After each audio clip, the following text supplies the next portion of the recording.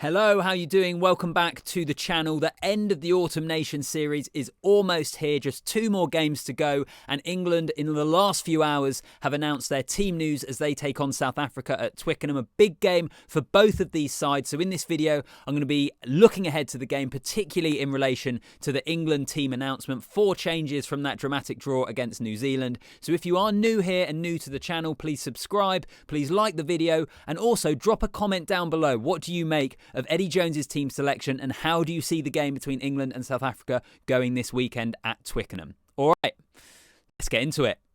So as I mentioned in the intro, this is mainly a look ahead to the game from an England perspective. I know the Springboks announced their team news earlier this week, but the England team news has come out today, and it's 4 changes for Eddie Jones from the side that drew with New Zealand in quite dramatic fashion last weekend. So the 4 changes, you've got Tommy Freeman replacing Jack Noel, Mako Vunipola replacing Ellis Genge, Jamie George replacing Luke Cowan-Dickie, and Alex Coles, interestingly, coming in at 6 and replacing Sam Simmonds. So if you look at the England starting lineup, Freddie Stewart is at fullback with Freeman and May on the wings, Tuolangi and Farrell in the centres with Marcus Smith at fly half and Jack Van Poortvliet at scrum half.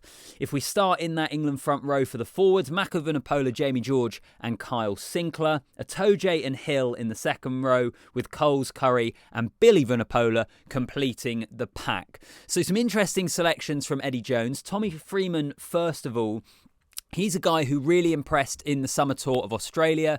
We haven't seen him up to this point this autumn because he's been injured. He had to go back to his club, Northampton Saints, and just basically get back to fitness a little bit. But I think he's quite highly thought of by this England coaching team. So he comes in for Jack Noel. Interesting as well with Jack Noel being part of the leadership group, part of the vice captains in that squad, that he heads down to the bench. But I'm looking forward to seeing Tommy Freeman have a run out at Twickenham. I think he deserves that chance. And as I say, he's well thought of within the England setup, and we could well be seeing him into the Six Nations, and who knows, maybe further beyond in terms of the World Cup as well.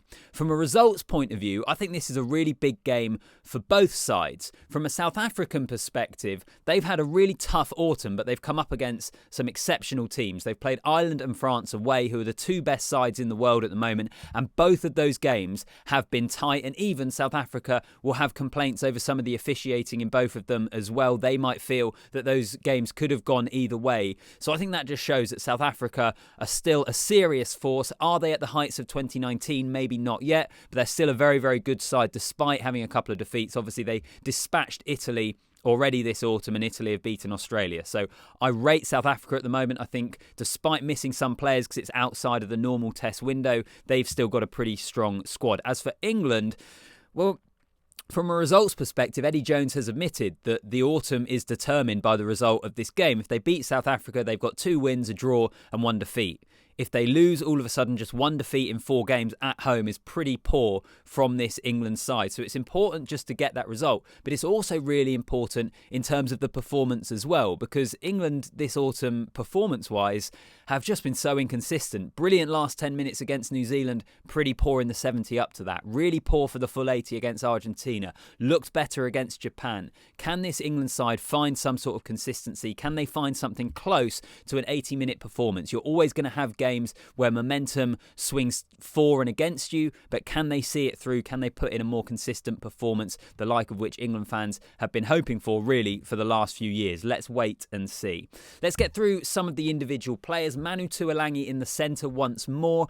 Hasn't had his best month, if we're being completely honest. Not as destructive as we're used to, but he's his 50th England appearance. Now, Manu Tuolangi made his England debut in 2011. Owen Farrell made his England debut in 2012. And last week, Owen Farrell made his 100th appearance for England. Manu Tuolangi is only just making his 50th, which I think is quite a good statistic to highlight the injury troubles that Manu Tuolangi has had in an England jersey.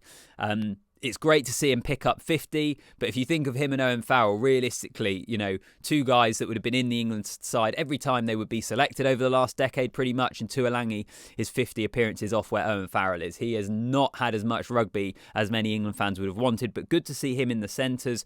Also noticeable in this England team, there's a lot more size in it. So Jack Willis has dropped out of the squad entirely. I think that's a bit of a shame, just purely because of what he gives you at the breakdown, his ability to pinch the ball. But last week against New Zealand, Eddie Jones went for Sam Simmons at 6. That was a smaller back row. They also lost an option in the line out. Did that work out? I'm not so sure, but I think the size in this England pack is to directly combat what's coming up against them. You know how physical South Africa are going to be. You've got Itoje and Hill in the second row, I think our two best centres at the moment. And then in terms of that back row, with Alex Coles coming in at 6, you've then got Billy, you've got Curry. That's a lot of size. I think that's in direct relation to what South Africa are going to bring and the kind of game plan England need if they are to get the victory. Interesting at scrum half as well, Jack Van Poortvliet keeps his spot. He had a really tough time against New Zealand. He's a young guy. He's been impressive since he's come into this England side, and I'm really pleased to see him keep his spot, because even though Ben Youngs did look good off the bench, I think it'd be a bit of a dent to Jack Van Poortvliet's confidence if all of a sudden he was to lose his place after that New Zealand performance. You've got to give him a little bit more time. Let's see him respond. I don't think it was entirely his fault either. Outside of the interception in the opening couple of minutes of the game, I think he needed more protection around the fringes, because South Africa will try and get at him. They would have watched that New Zealand game and they will no doubt target the young scrum half. Can he bounce back? I think that he will do, because I think he's that sort of character, and he's been impressive enough in a lot of games already for England that I think he has the mentality to be able to deal with that sort of pressure in international matches. But as I say, I think it's good for his confidence that Eddie Jones hasn't decided to switch back to Ben Youngs, which you could have kind of understood in terms of the experience Ben Youngs has. You can understand why he might opt for him starting. I'll get onto the replacements in just a moment, but I think actually that's also part of the reason Ben Youngs is there in terms of experience off the bench. Speaking of the bench, front row replacements for England look really, really strong. Ellis Genge, Luke Cowan-Dickie as well. I just think that realistically, who've we got? Mako Vunipola, Cowan-Dickie, Genge, and Will Stewart. Sorry, I was forgetting the other front row option. So Will Stewart in there as well. South Africa have been known for having this bomb squad, haven't they, over the years? And they have a really strong front row coming off the bench. I think this is England preempting that and having a really strong front row of their own and doing their best to match the power and the skill that is going to come off the bench in the front row for South Africa. That is going to be an absolutely huge battle. I was in Cardiff last Saturday when Georgia beat Wales, and the Georgia scrum, the replacements in that front row, demolish the Welsh replacements. It can be a massive element of a game when you get down to it.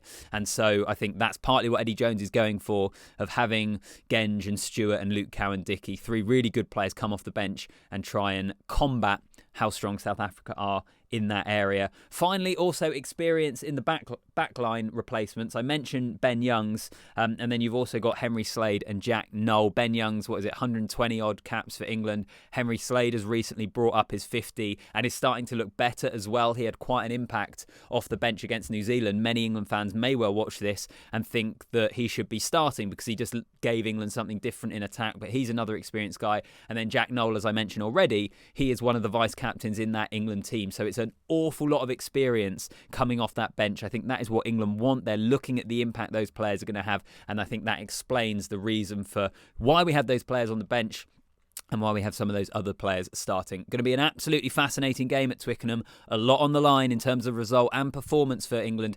Can they do it? Last year against South Africa, we all hoped that it would be a line in the sand moment, a real marker of intent, a brilliant performance with Marcus Smith starting to pull the strings. And it probably hasn't really lived up to that, has it, since then? Disappointing Six Nations, decent tour of Australia, some disappointing results this autumn. What can England muster against South Africa? I really don't think it's going to be easy for them. Let me know in the comments down below how you see the game going. And also let me know, what do you think of this England team? Eddie Jones' selection is always something which gets a lot of people talking, so I want to hear from you. Remember, subscribe to the channel, like the video, and I'll see you in the next one.